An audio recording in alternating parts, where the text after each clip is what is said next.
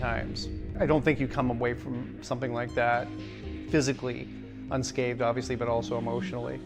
Of everything bad I've done in my life, I think this is probably one of the things I regret the most. And I was like, what the fuck is this? I mean, I would like to have like a normal childhood memory, but I don't. I really feel like the folds of my brain were reorienting themselves. I want to disturb. I want to make people uncomfortable. You get blood on the handle of that knife, and it starts turning in your hand, and you make a miscut. Writing's really no different. Sometimes you're barely holding on. Nice to speak to you. Nice to meet you too. Thanks very much for your time, first of all, and congratulations on the show. I was a big lover of you before I saw the show. Big fan of your books. Well, thank you. I've just recently read a horror movie. So yeah, I mean, the first thing I wanted to ask you about was specifically about the show. Is we spoke to Philip a couple of weeks ago, and he was I was asking him why he decided these specific authors, and he was like, he mentioned all the other ones, and then he came to you, and he was like, it just Paul lives not far away, so I thought I'd choose him, and then ever since I chose him, he said he was always kind of concerned that he was going to come across as kind of the least interesting or the most boring sort of suspect to talk about, the victim to talk about. I imagine, having seen the show now, you safely feel you're just as interesting as the rest of the bunch now. So I've seen Steven's episodes and Laird's. I haven't had a chance to see Liz's and all right. I've not seen Laird's. No, Phil did a wonderful job. I mean, normally I hate listening to myself or watching myself, and I was able to sit through it. So yeah. Did you? I mean, going into that, thinking that maybe you were going to be the kind of the least person with things to share, kind of your childhood and how you fell into horror. Now, did you kind of prepare anything specifically for the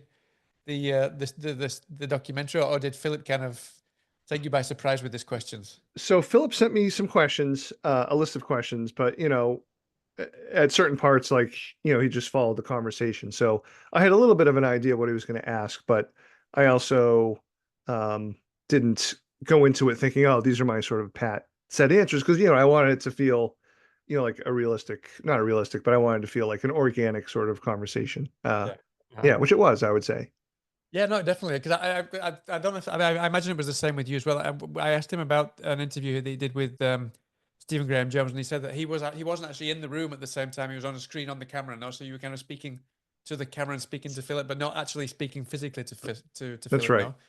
Yeah. So did that help in a way that he wasn't actually there? Or did it make you feel more uncomfortable? Yeah, I mean, it took a little getting used to, but it was fine. But I mean, so like, unlike the other episodes, mine episodes was filmed in Phil's house. Right. So I'd been there before, so it wasn't like a totally like, sort of alien setting for me. But yeah, I mean, I was just fascinated by the whole setup, and I could hear Phil like sort of in another room, and like there was a camera, so I could sort of see him there. So yeah, I mean, but it was quick to get used to. I mean, when you write, obviously, even though it's not the books aren't specifically about you and yourself, you you share a lot of yourself in your books, whether you want to or not. It's just always going to be it's always going to bleed into the books now. So when it came to kind of letting things out about your own personal horror and yourself, I guess it's probably in a way the same way as when you're writing, but it also you probably felt more, I wouldn't say concerned, but always kind of wary about hesitant about what you want to share because it's about yourself now. So I guess it was a kind of a horror in itself now. Yeah, I mean, I think most writers are probably, I don't want to say hesitant to talk about themselves, but maybe not as confident, because it's easier to talk about yourself when it's veiled through fiction. And I'm definitely someone who puts a lot of my personal experience into fiction, some stories more than others. So yeah, but I mean, Phil and Will and the whole crew made it very comfortable, very easy. I didn't feel like there was any, I certainly trusted all of them, to be able to, if I didn't like that answer, they would cut it out. So, the rest of it was just whatever anxieties I have are just sort of innate to myself. And then I wanted to link that a bit to I mean, you did mention that you work as a day job as a high school maths teacher, no? Right. Maths teacher. Yeah.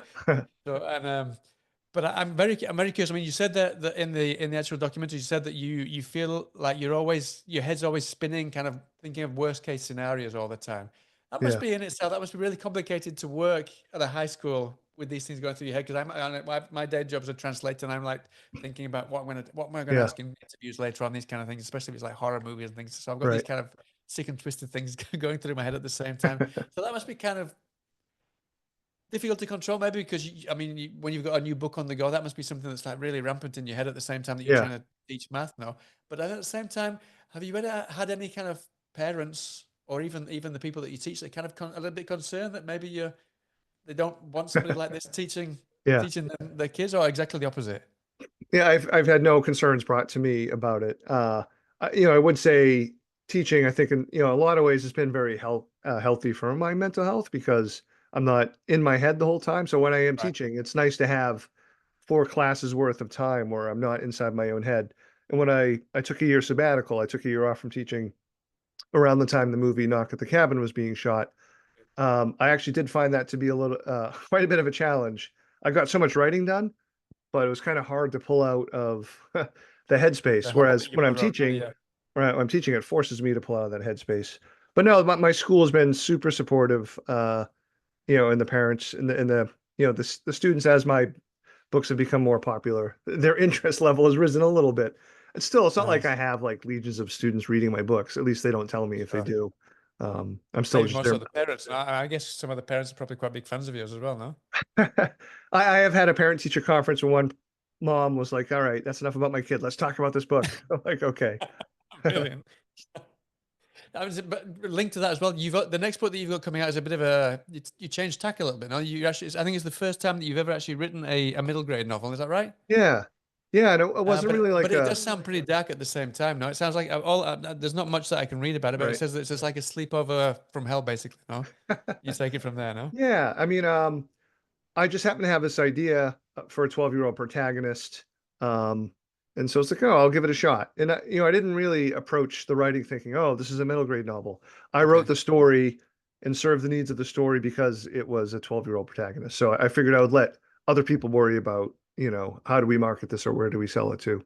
Um, so yeah, if you don't mind me weird bragging a little bit, friend and writer Chuck Wendig read an early copy, gave me a really nice blurb.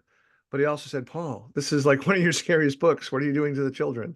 So I don't know. Hopefully the kids dig it. yeah, I'm sure they will, and the adults as well. I imagine because I imagine it's Yeah. No, adults, kind of please like a buy it. YA. Yes. Yeah, sure, yeah. Uh-huh. Brilliant. And then also, I mean, you mentioned earlier that a lot of you, I mean, I think this is probably the case for most authors. A lot of you bleeds into your pages now that you write, your books that you write.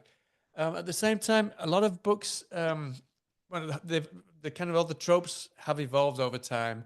They usually kind of follow everything that's going on at the moment, the status quo, the zeitgeist, and all that. Is that something you try to keep very much in mind when you write books, or do you rather just go what you would prefer to write about rather than kind of following something that kind of would go with Trumpian times or something that would happen with Yeah. kind of during COVID, those kind of things? Have you found that your books have evolved over time? Have they kind of followed how society's evolved, or are you trying to kind of divert from Yeah. the norm?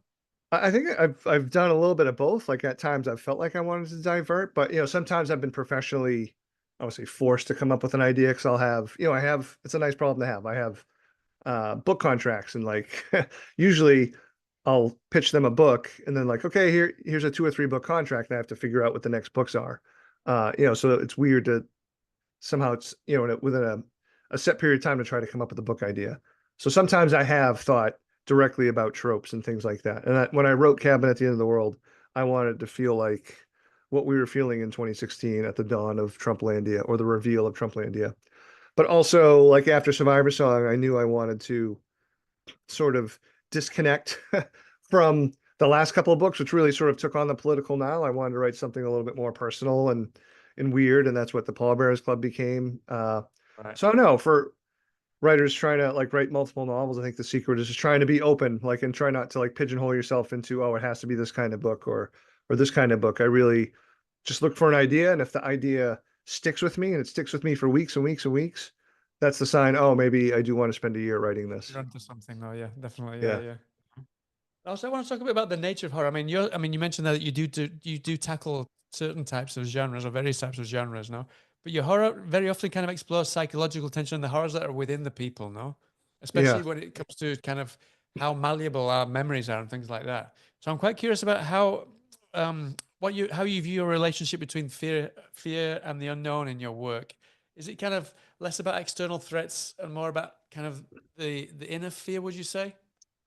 The interference is there for sure. Like, I mean, as a writer and a reader, I'm definitely drawn to stories that are more character based. But at the same time, I think a lot of my stories that I'm attracted to, both as a writer and a reader, deal with these characters that are inside this wider maelstrom of things that are beyond their control. And so it is clear you can point to it and say, this is terrifying or this is scary. But with that wider thing in mind, try to zero in on the more personal story. Like, how do these characters deal with what's happening? What decisions do they make? How do they live through this? To try to make something that's so big and unwieldy a little bit feel more personal, and hopefully something that a reader can sort of emotionally sort of connect to. Uh-huh. And then, but in terms of memory, is that something that's always been something that's fascinated you? Or is that something that maybe, I mean, because I'm about to turn 50 this year, and I find that I really kind of look back and my memories, especially now having kids, kind of Yeah. memories that I'm trying to create with them now.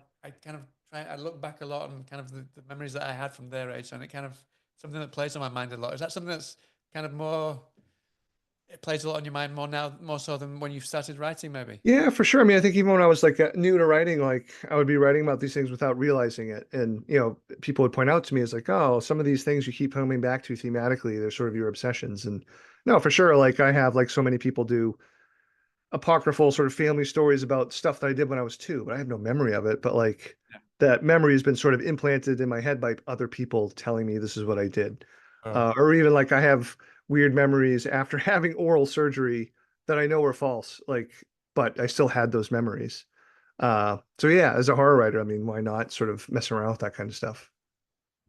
And just before we wrap, one thing that I want to ask you about is this project of the future film adaptation of A Headful of Ghosts. Is that still on the go? Are you heavily involved with that? Because I mean, Veronika and Severin, fantastic directors. This Yeah. kind of surprised me. I mean, I can't wait to see it, but it kind of surprised me that they were the two that ended up doing it, because the last couple of films were very kind of matter of fact, very auteur cinema. So Mhm. I was I was quite surprised, but I'm really eager to see what the final product Yeah, no, I'm big comes out fans of like. theirs. I read their screenplay for this book, and I really liked it a lot. It's my favorite screenplay that I've read so far for Headful of Ghosts. As far as to how close it's happening, I don't know. I mean, nothing is close to happening until it happens. So I think they still have quite a few hurdles to uh, to get over. But my fingers are crossed certainly that they get to do it. No, I can't. Well, yeah, fingers crossed. I love them as well. I've interviewed them quite a few times, and well, every film is fantastic. Yeah. Yeah. Listen, Paul, we're out of time. I had a Okay. million questions to ask you, but thanks so much for your time. I really appreciate you speaking to me. I wish you the best of luck with the documentary and also with the new book that's coming out soon. Thank you, Hope to Howard. I speak to you appreciate it. sometime soon. Take care of Yeah. yourself. All right, have a good day. This is a baptism we all understand in blood. That cathartic self-realization when you finally take up that machete or that axe or that chainsaw, and that way you don't smile in that slowed down instant when your hand closes on the grip of that machete, on the handle of that axe, the way your lips are set in a grim line when you pull the ripcord on that chainsaw. It's one of the more perfect moments there is, yes. But at what cost, right?